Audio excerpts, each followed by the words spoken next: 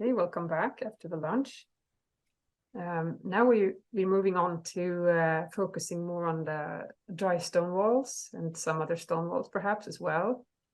And starting off this section is Joakim Lilja, who has written a manual on dry stone walls in Sweden, and I think you've also been in Norway as well.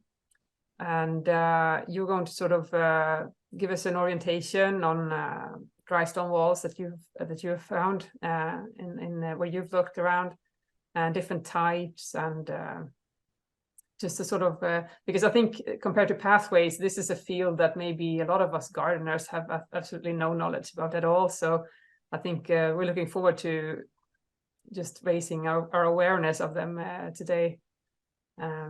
So I will hand over to you, Joakim. You started your... Yeah, thank you. And as like I said to the others, feel free to present yourself more in detail. Yes.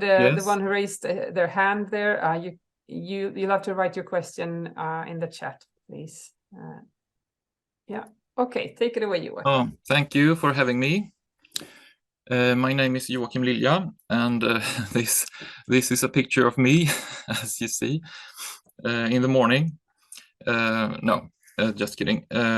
For the moment, I work as a handicraft advisor in the west of Sweden, near Gothenburg, and I have a big interest in different crafts related to landscapes and handicraft, and that's like the Swedish traditional handicraft known as slöjd or slöjd sometimes.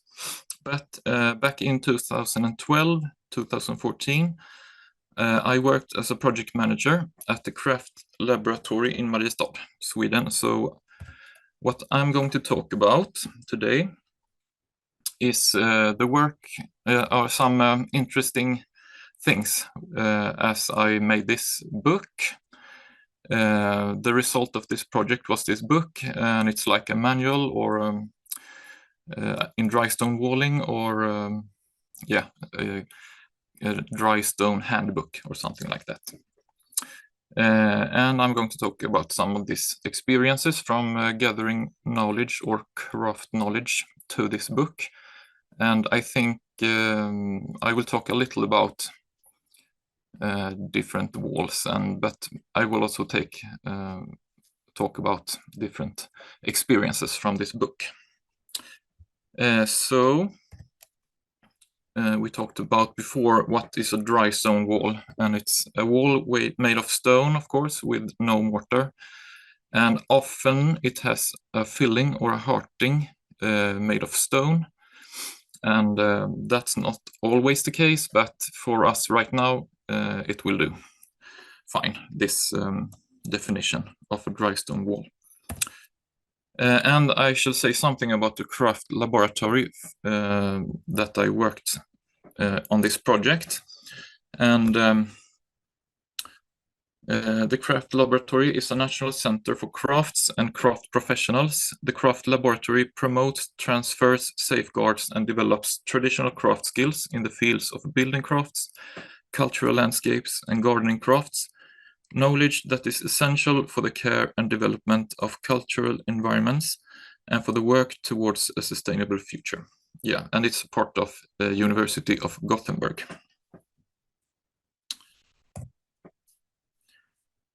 So after talking to a lot of people working with conservation and heritage sites in Sweden, we found that there is a lack of knowledge in dry stone walling.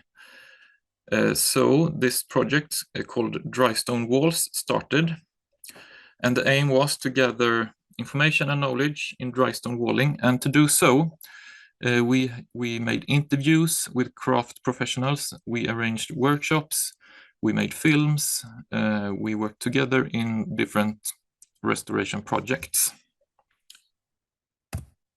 And the walls that we consider in this project was a double wall. I don't know really the correct English words here, but let's call it a double wall because it has two sides of stones with stone filling. And single walls, that is just one row of stones. They are common in the coasts of Sweden. And we have the retaining wall, as you can see, and arches of different types. It was some more constructions, but this was the main constructions that we examined. And the first challenge was to find skilled craft professionals, obviously, because there was a lack of knowledge.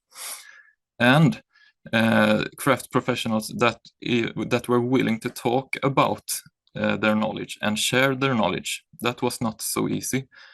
Or just putting words to the craft to make it understandable for others. I have this man as an example here, Ingmar Johansson. I interviewed him. He worked with dry stone walls for over 20 years, Ingmar Johansson in Skövde. And so I asked him, what do you call the different sides of the stone in the wall? And he just looked at me and he answered, what do you mean? Lars, Carl, Anders, what do you mean? He didn't understand the question.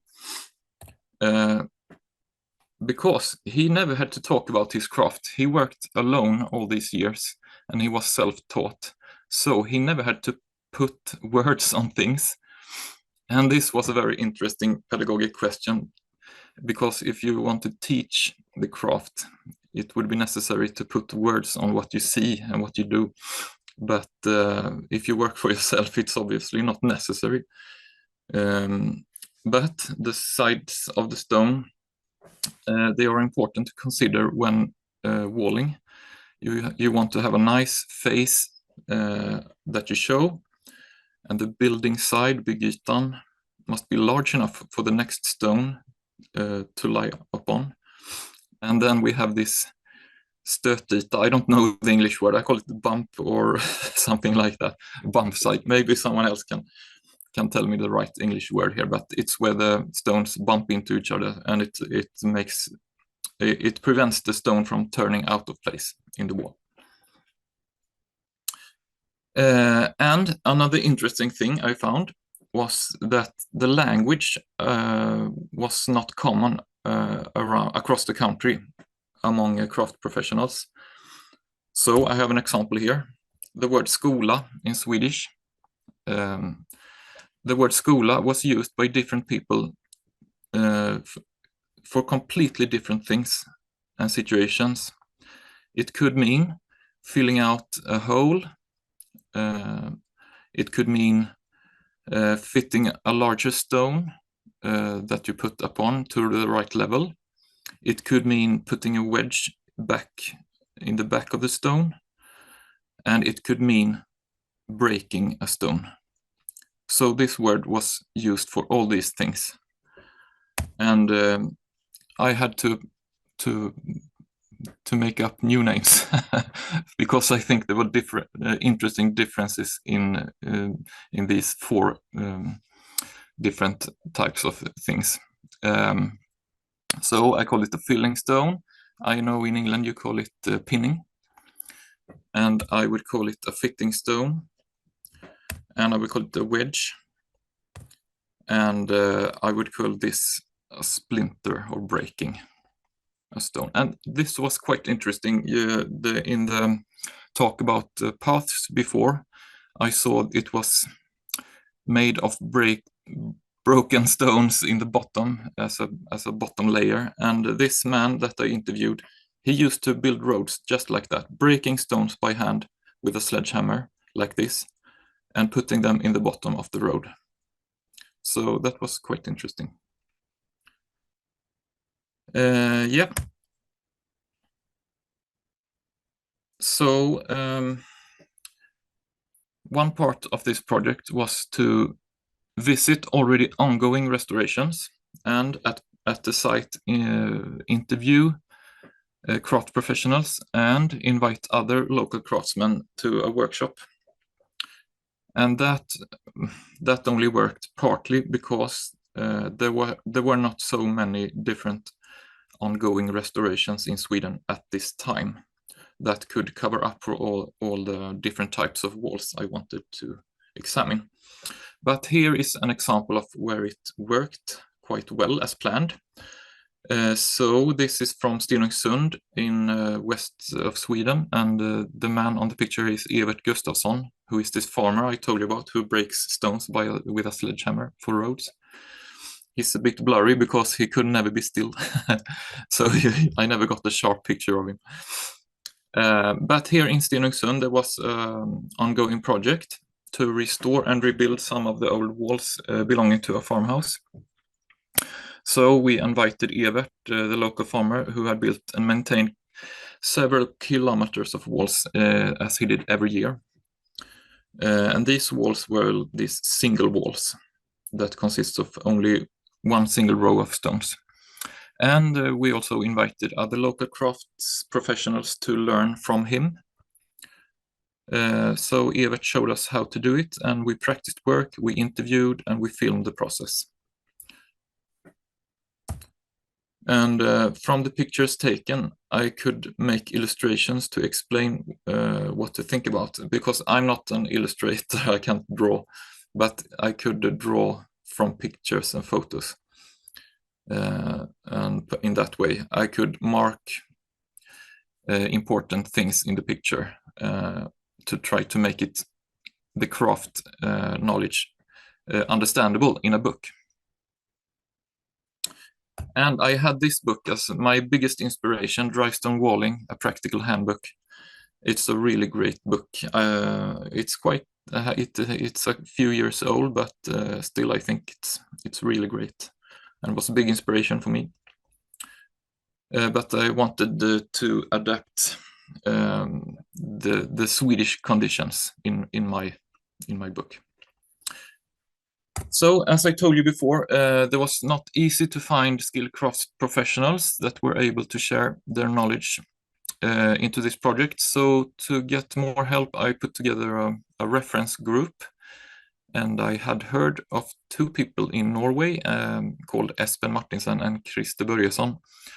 And I knew another person called Knut Steffen Knutsen from before, so I contacted them and asked if they wanted to participate in this project, and they said yes. And this is some pictures of us out looking at walls fallen down and discussing problems. So I will show you one example where Espen, who will talk later today, shared his experience with us. And this was a restoration of this root cellar, I think is the word, earth cellar, root cellar in Gudhem, Sweden. And this is also an example that we had to create our own learning situations to be able to document this craft knowledge. And Espen, he's that kind of pedagogic craft professional. He can make things understandable, he can put words on things, and without him this project would not have been the same. So we found this root cellar, a suitable object, and created a week-long workshop where Espen was the teacher, and we invited 4 local craftsmen to learn the craft of making a stone arch and earth-filled walls. And when we got to the place, it looked like this. The front wall was totally tear down, and the arch, the vault, was very much damaged. So during this workshop, we made a new arch like this, and we built up a new front wall that was insulated with soil. And it's not the soil that you grow plants in, it's more like, yeah, I don't know the name, but if you dig deeper than the top layer, then you find the soil to put in the walls, and you compact the soil with stones that you hit down with a sledge to make it really hard. And this root cellar worked as a learning project for several years after as well. So it was a really good learning situation. And this is how it looked when it was finished. And I'm sorry for this bad picture. I only could take a picture from a newspaper so that I found, but so this is how it looks now. Yeah, another interesting example is this restoration of a retaining wall in Örebro. And this wall lies in a cultural reserve that's called Karlslund. And this is a cultural heritage site of big importance, a cultural reserve. And the wall was damaged at one place, as you can see here. And the cause of the damage was a leaking water pipe. And water is mostly the problems when stone walls are damaged. It's water. The water is not drained properly most often, and the wall gets damaged when it freezes. So this was the cause here, and the wall had to be fixed. And Charlotte Torgén, who followed this work, I think she's here among the participants today. So you have also taken pictures here. So the wall was taken down like this, and the stones were put on the ground next to the wall in the same order as in the wall. That's a common way to do when you want to put stones back in the same order again when you build it up. And the filling behind the wall was removed as well. And the geotextile was put in, and a layer of macadam crushed rock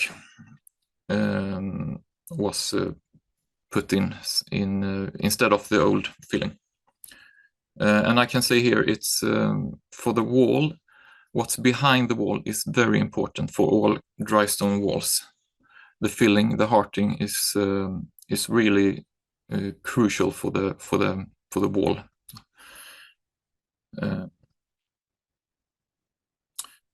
Yeah, and this is I think this is very interesting to think about. This work was really well done. It was great. It was a great job and looks really nice. But let's think about this a little, and it relates to the discussions before lunch with different materials. So this is a picture of the old and new filling behind the wall. But let's think like this. The rest of the wall has been intact and been so for about 200 years since it was built. And the cause of the damage was a leaking water pipe and nothing else. So in this environment, this cultural heritage site, it would have been really interesting to examine the old wall more properly. What was the original filling made of? How was the construction made originally? Is there a drainage somewhere above or under the wall? So basically, what can we learn from reading the old wall? It has been standing there for 200 years perfectly. It's obviously a really great construction.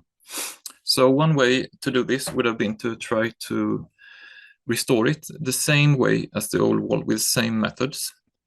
And that's to learn more about the local technique, more about dry stone walls in general.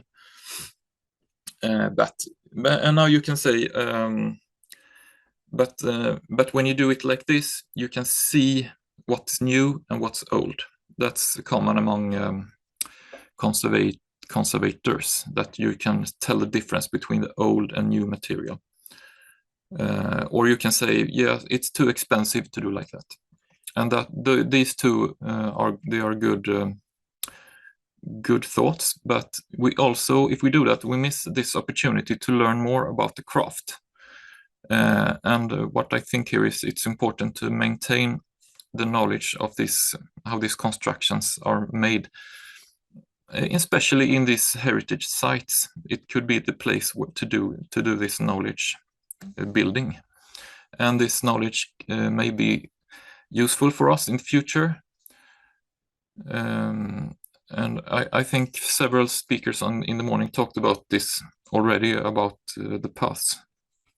And they talked about this environmental aspect, but there's another aspect I want to raise here. It's this pedagogic, or I was saying, craft knowledge aspect of this. We have to